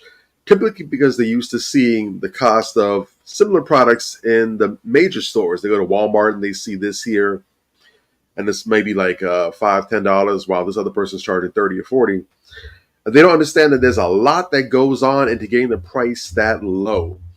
Typically, it calls for resources and a lot of exploitation, if we're honest, that the small business owner doesn't have access to, and more likely than not doesn't want to make usage of. I mean, I would think that most small entrepreneurs wouldn't want to go ahead and have small children over in Thailand slaving over their product just so they can charge $12 for it, and all it takes is 12 cents to make or what have you. But when we do that, and when we use terms like supporting the businesses, we tell the small business owners that we're supporting them, but we don't think about it as support when we go and buy a Microsoft computer or when we go and buy Crest toothpaste. We don't think about it as support when we go and buy Velveeta or Hamburg Help or whatever. We don't think of it as support. We just think of it as we're going to buy from the brands that we like. We need to look at the same way that we're buying from a brand that we like, and that this is a small business that is more in touch with the consumer, the wants, the needs, or what have you. Really, it benefits us in the long run. The reason a lot of these big companies can charge and monopolize and do all kind of foul things is because they're confident and comfortable that you ain't going to go nowhere. You're just going to sit there and take it. When you go to the smaller business person, what it does is it puts pressure on these big businesses to realize, hey, you're not the only game in town. Yes. We can't just run this same monopoly where it's the same 2-3 businesses and all we just do is take turns price hiking and send business to the other person and have you on a merry-go-round. And it lets them know that they have to do different if they want to retain the same revenue. Because believe it or not, you might think your individual shifts don't matter, but these companies are very, very sensitive to changes. If they miss and drop just 1 or 2% in their revenue in a year, you might think that's just a small number. Oh, that's only a couple $1,000. That's just $1 million they lost. They're making way more. But for them, it's all hands on deck. So they're very hypersensitive to those kind of changes. So to you, it might not seem like much, but it's doing a lot to disrupt the market. And you're also helping people at a local level do a whole lot better. So that's the first point I want to make about that. Second up, about the vision boards. I know some people are skeptical about those kind of things. Typically, that's the kind of camp that I would reside in. Certain things really don't gravitate with me too much. like that. I'm more the person that thinks that just, you see the need, meet the need, execute, just go about it. But there is value in that. There's an old saying that goes, plans are useless, but planning is essential. The idea of putting together a plan or a vision board, maybe having that visual doesn't mean much to you. It's not going to make much of an impact. It's stupid, it's goofy, whatever. But what a vision board does do is the process of making one is it calls for you to think and be mindful and plan out things. And anybody that, whether they're an entrepreneur, whether they're a project manager, anytime they come up, anyone that's coming up with goals and trying to execute, especially on a large scale, you understand through your experience that the more detail oriented you are, the easier it is to make that plan pop off. When you have this big, gigantic goal, especially if it's so big it scares you, sometimes you're like, I don't know where to get started, I don't know what to do. But when you start planning, when you start being mindful of all the details, the roadmap, what's step 1, 2, 3, 5, 12, 50, or what have you, putting together that planning process, it causes you to think about all the little nooks and crannies that are going to either make it happen or make it fall off. All right. And ultimately, you might go through 4, 5, 6 different plans, different roadmaps, and they all falls apart. But the point is, you're thinking, you're brainstorming, you're coming up with ideas and solutions, you're identifying problems, things that you have to answer before you can get the payoff. And that's invaluable. That's priceless. So even if you're sitting there looking bored, looking goofy, glue this damn little picture on here, man. Where my glue stick at? It might seem corny, but trust the process and do what a lot of the great masters do. They learn the rules, and once they master the rules, they can ball them up and throw them away because now they have the framework where they can just build off of that. So go ahead, undertake the process, put together your vision boards with us. It can be big, it can be small, but just do a little something. You might be surprised. You might teach yourself something. With that being said, we'll catch y'all next week, same time, same place. Do not forget to like, subscribe, share, tell somebody to tell somebody who's going to tell somebody. Definitely. Well Love said. Love it. Well Nature, bring it home for us. Yeah. Bam. Shout out to Sister Angie Baker. This sister was phenomenal. Listen, and shout out to the fact, first off, if we really want to make, mention of this benchmark, that's the first sister that's actually been on our show. We've had some others that have called in to, have discussions, shall we say. But like, this is the first sister, this is the first female that's ever actually been on the show. So shout out to her. She knocked it out the park. She did extraordinarily well. And, just like I said, shout out to her energy, her demeanor overall. Shout out to her product line. Looks like she has some fantastic products there. I want you guys to go out there and rock with it. Stock up. Christmas is coming. Go ahead and cut the check. You know what I'm saying? Put something on it. You dig? Because we go out and we spend all types of money. We spend stupid money at everybody else's establishment, right? Yeah. But when it comes to Black-owned establishments, for some reason, we're a little reluctant. You know what I mean? It's almost like I'm not feeling the love sometimes. And let's not forget that spending on Black business is investing in the Black community. There's a statistic going around about how many, other communities, how much the money bounces in their community, how many times it bounces around before it goes out. I think with Jewish people, it's like 18 times. And, there's another group that it's some crazy number. And in the Black community, it's not even once. We don't, as soon as we get our money, we spend it, outside of our community. And, if we're going to be a stronger community, that's first and foremost to have an economic base. And it starts with things like this, supporting Black businesses, and investing, like you say, creating a lifestyle, whereas this is just what we do. You know, when I want beard products, I don't have much of a beard anymore, but you know, when I want my my wax, you know, candle wax products, whatever the case may be, this is where I go. This person has outstanding products. I'm gonna go there. I'm gonna rock with it because that's what I do. You know what I mean? So it's important, and we really gotta unlearn some of what we've been taught and start subscribing to those types of philosophies. And as far as the vision board thing, you know, I've never done one. I don't really think it's going to help me a lot, but that's why I'm willing to try it. And that's why, you know, I'm looking forward to it. You know, people got to understand, man, it's real simple. If you always do what you always did, you'll always get what you always got. Sometimes you gotta, like I just said, you know, when I was talking about something else unrelated, you know, you have to unlearn what you've been taught. You know, we don't have the solutions to everything. If we did, we wouldn't be in the predicament that we're in as a people. So sometimes you got to come outside of the box. You got to come outside yourself and try something new, you know, and even if it doesn't do anything for me, or I don't see the immediate effect of what it does for me, because someone else saw me do it, they might be willing to try it, and it might help them.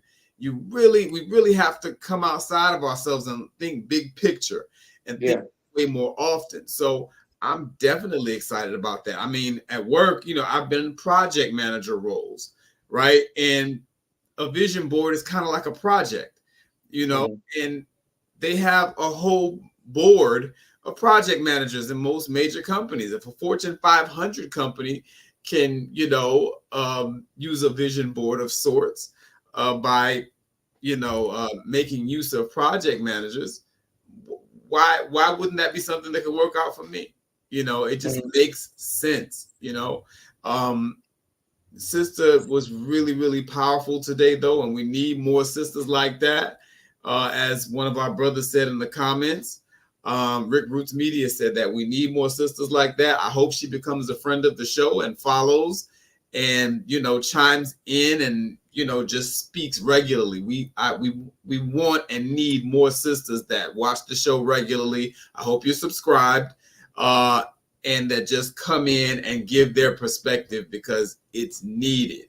We need the sharp sisters. Last week we had someone chime in, you know, who was a little argumentative and combative, but sharper sisters, I want to see more sharper sisters speaking up and speaking out. We don't have enough of that. You know, anytime you go and see on social media, it's always the knuckleheads that's saying stuff with their chest. You know what I'm saying? Just loud and wrong and an embarrassment to everybody. You know what I mean? Sisters like this are the type of sisters that we need to see more of. And I hope she comes back. She reminds me of Sister Mona Lisa, Sister Mila Renee. And she's in that same vein as some of the sisters, Sister Jenny and Quita, sister. You know, some of those sisters, she kind of puts me in the same mindset as them when I listen to her speak. So it was a very pleasant experience. Very excited about checking out the website and copping something myself. You know what I mean? And wow, what a great conversation. And what a hell of a way to celebrate Entrepreneur CEO Week. It's fantastic, man. It's dope. Yeah. Well said. Well said. All right. So before we get out of here, I just remembered that I wanted to give a shout out to our beloved Mila and Amon, and they got married. Yes. Got married yesterday. It was yesterday. It was yesterday. Yesterday, right? So they yes, they completed their union yesterday. Shout out to them, having a ball, making it come together. Yes.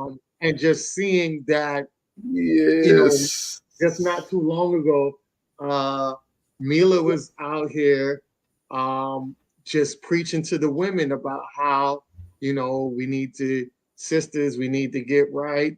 We need to do this. And look what happened.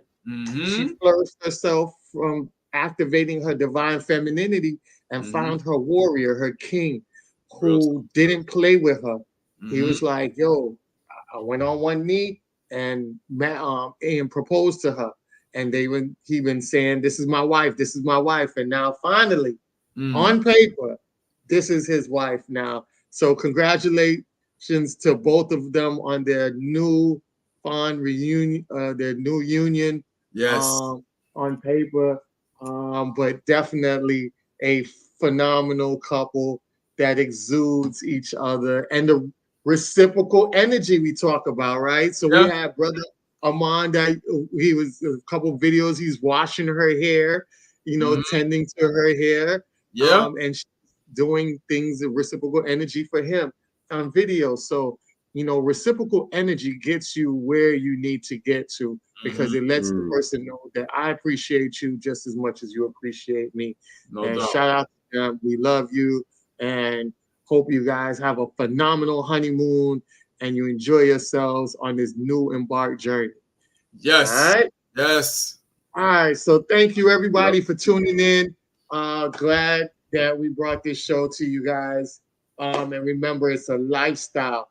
It's not a support. We don't support these people. We make it a lifestyle, especially if they're giving you great customer service and great products that is beneficial for you in all aspects. All right. So until next week, we're going to have Brother Bowtie. We're going to try to get Brother Bowtie up in here, chop it up with us next week. So definitely, y'all stay tuned. As always, we love y'all. Peace out. All right. Blessings. The show. Go Niners. This guy. This guy. Niner gang. Bang, bang, Niner gang. All right. Yeah.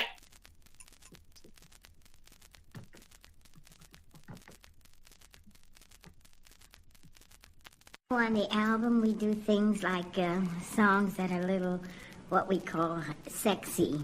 You can see from the title, it's more of a love album.